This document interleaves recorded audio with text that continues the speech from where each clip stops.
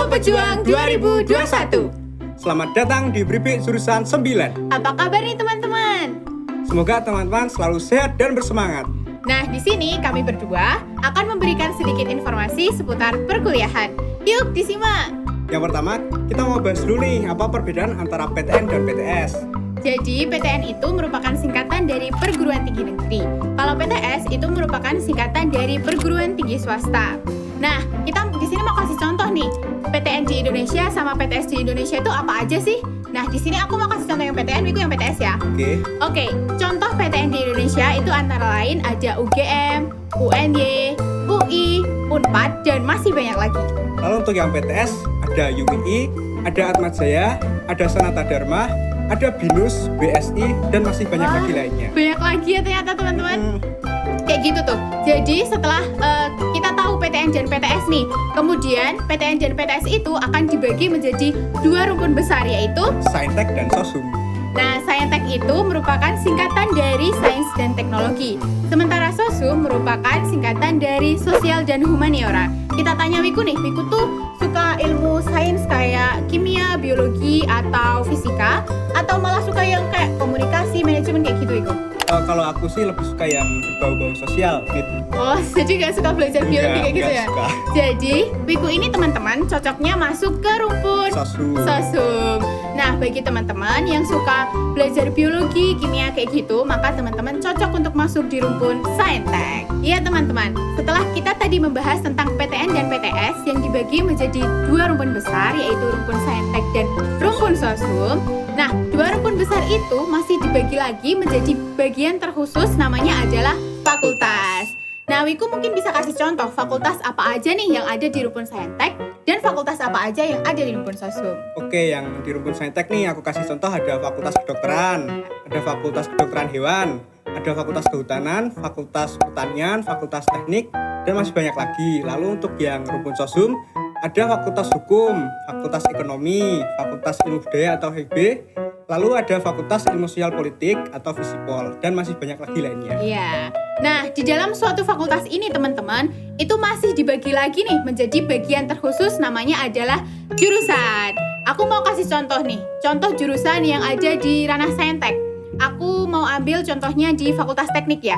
Jadi di Fakultas Teknik itu dibagi menjadi beberapa jurusan. Contohnya ada jurusan Teknik Sipil, Teknik Industri, dan Teknik Nuklir kayak gitu. Lalu untuk yang di rumpun Sosum, aku mau kasih contoh nih dari Fakultas Ekonomi. Nanti ada jurusan akuntansi, jurusan manajemen, dan terakhir ada jurusan ilmu ekonomi. Iya, jadi jurusan ini nanti yang akan teman-teman pilih saat teman-teman mengikuti seleksi masuk perguruan tinggi. Oh ya Wiku, jadi ada berapa jalur sih seleksi masuk perguruan tinggi? Nah, ada 3 jalur. Yang pertama ada SNMPTN, SBMPTN, lalu ada seleksi mandiri. Oke, kita bahas satu-satu ya. Kita mulai dari SNMPTN. Jadi SNMPTN itu merupakan singkatan dari Seleksi Nasional Masuk Perguruan Tinggi Negeri. Seleksi ini menggunakan nilai rapot kalian dari semester 1 atau kelas 10 semester 1 sampai semester 5 atau kelas 12 semester 1. Nah, seleksi ini biasanya dilakukan pertama kali sebelum SBMPTN dan juga sebelum seleksi mandiri.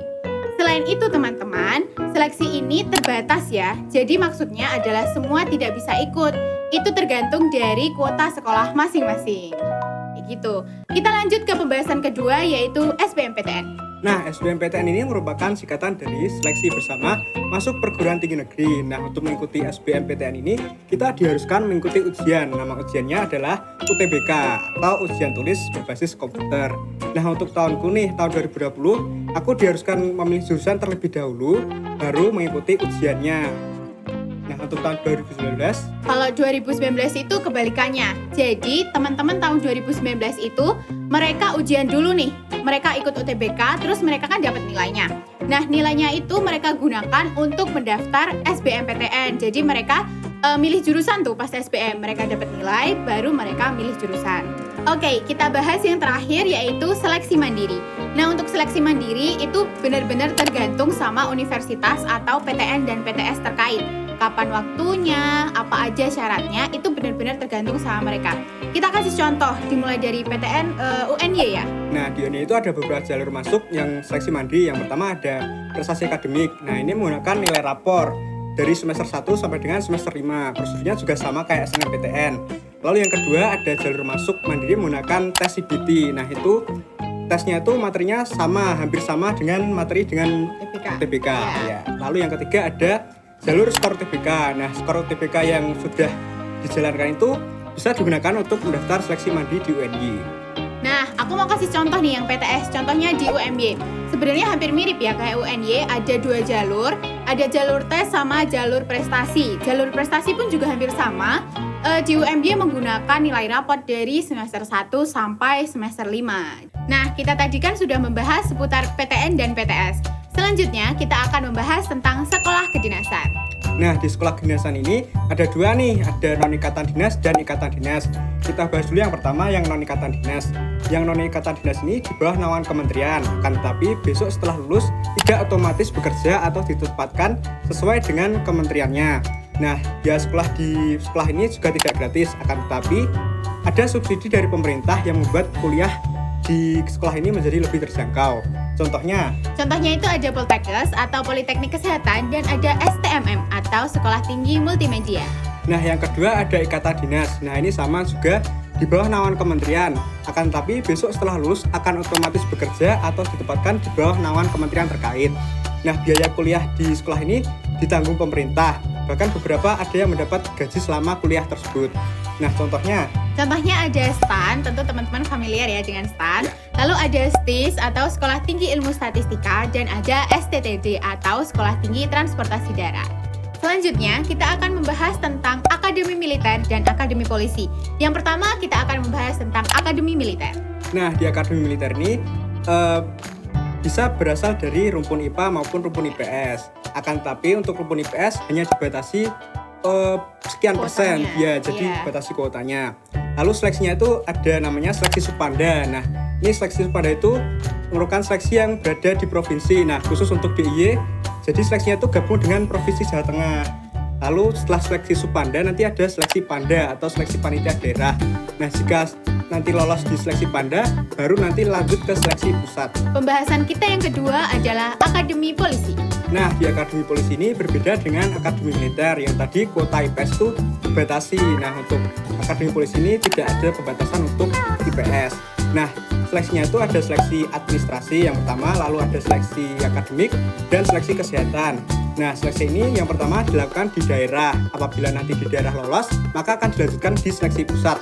Nah, misal nanti di pusat tidak diterima, maka bisa langsung auto lolos menjadi bintara tanpa harus mengikuti tes lagi. Baik, kita akan membahas pembahasan kita yang terakhir yaitu KIPK atau Kartu Indonesia Pintar Kuliah. Nah, dari website KIPK kita memperoleh informasi ternyata KIPK itu dari Kemendikbud dan diperuntukkan bagi mahasiswa baru di PTN maupun PTS. Di website tersebut kita juga memperoleh beberapa persyaratan bagi mereka yang ingin mengikuti KIPK. Di antaranya yang pertama, KIPK ini diperuntukkan bagi siswa SMA atau sederajat yang akan lulus pada waktu berjalan ataupun 2 tahun sebelumnya. Yang kedua, memiliki potensi akademik yang baik akan tetapi mengalami kendala di perekonomian dan dibuktikan dengan bukti dokumen yang sah. Lalu yang ketiga, lolos penerimaan PTS maupun PTN dengan prodi berakreditasi A atau B, dan untuk yang prodi berakreditasi C akan dipertimbangkan lebih lanjut. Itu tadi bincang-bincang kita seputar perkuliahan, baik PTN PTS, Sekolah Kedinasan, Akademi Militer maupun Polisi, serta KIP Kuliah. Nah, bagi teman-teman, jangan lupa untuk selalu update akun Instagram @bribekjurusan untuk mengetahui kegiatan yang akan datang, yaitu Tanya jawab, podcast, talk show, dan jagongan bareng alumni. Jangan lupa untuk selalu jaga kesehatan dan selalu semangat ya. Kami tunggu partisipasi teman-teman di kegiatan Bribek Jurusan 9.